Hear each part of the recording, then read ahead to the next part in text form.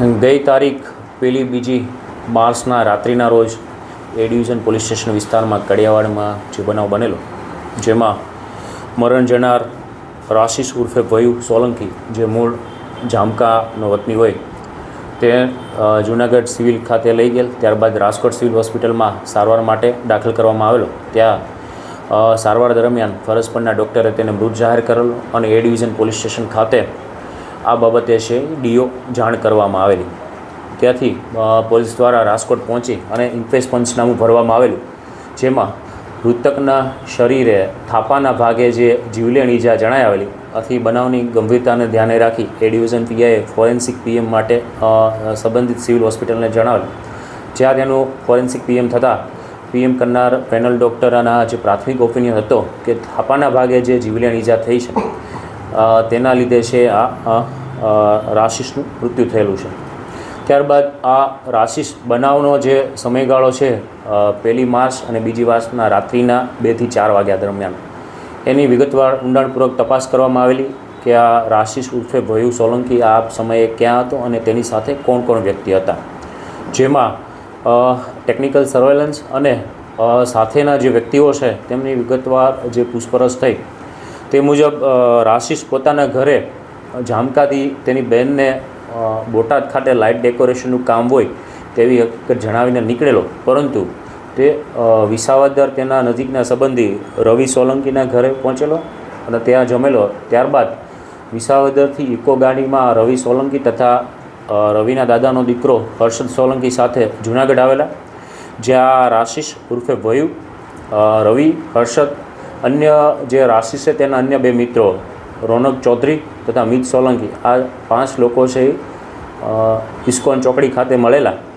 ત્યારબાદ છે કાળવા આવેલા અને કાળવાથી કડિયાવાડ પાસે મિત સોલંકી જ્યાં રહે છે વૃંદાવન એપાર્ટમેન્ટ તેની પાસે આવેલા અને ત્યાં બેઠા હોય એ સમયગાળા દરમિયાન છે રોનક ચૌધરી અને મરણ જનાર રાશિસ ઉર્ફે ભયુ સોલંકી બંને એકબીજાની મજાક મસ્તી કરતા હોય તેમાંથી બોલાચાલી થયેલા. ત્યારબાદ ગાળાગાળી સુધી મામલો પહોંચેલો અને એકબીજાના કોલર પકડેલા.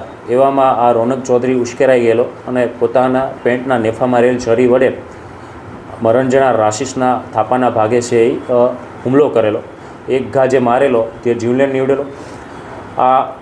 ત્યારબાદ જણાવેલું કે આ ચરીવાળી હકીકત કોઈને જણાવી તો તમામને તકલીફ પડશે. આ સમયે અન્ય જે મિત સોલંકી, રવિ સોલંકી તથા હર્ષદ સોલંકી અને રોનક ચૌધરી આ તમામ છે એ રાશિસને ઇકો ગાડીમાં છે સિવિલ હોસ્પિટલ સારવાર માટે લઈ આવેલ અને ત્યાં છે તેના રાશિસના બેનને આ બાબતે જાણ કરવામાં આવેલી કે રાશિસને લાગી ગયેલ છે માત્ર તેવી હકીકત જણાવી, પરંતુ જૂનાગઢ સિવિલમાંથી તેને વધુ સારવારની જરૂર જણાતા રાજકોટ ખાતે રિફર કરવામાં આવેલો અને ત્યાં સારવાર દરમિયાન છે મૃત જાહેર થયેલો. મુખ્યત્વે આ આરોપી રોનક ચૌધરી છે મજૂરી કામ કરતો હોય અને બોલાચાલી ગાળાગાળીમાંથી બનાવની શરૂઆત થયેલી. અચાનક ઉશ્કેરાઈ જાય અને ચરી વડે છે હુમલો કરેલો છે. હાલ આ રોનક ચૌધરીને છે એ રાઉન્ડઅપ કરવામાં આવેલો છે. આગળની તપાસ એ ડિવિઝન પીઆઈના કરી રહેલ છે. હત્યા થઈ છે આખું સામે કઈ રીતના આવ્યું, પોલીસે કઈ રીતના આખો ભેદ મૂક્યો?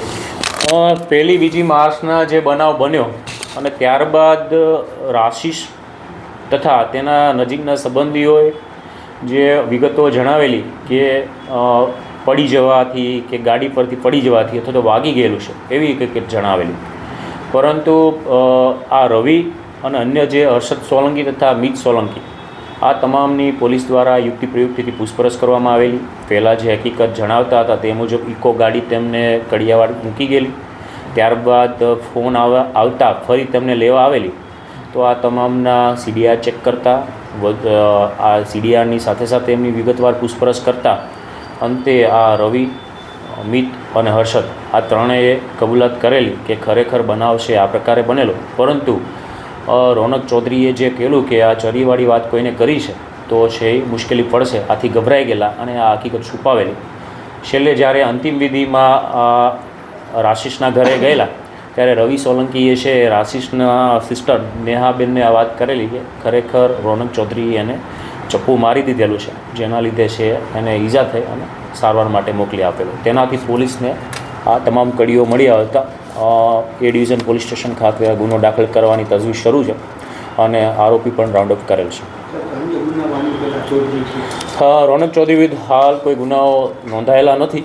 તે મજૂરી કામ કરતો હોય, પરંતુ સખતમાં સખત સજા થાય તે રીતે કેસ પેપર તૈયાર કરવાની થશે ફોરેન્સિક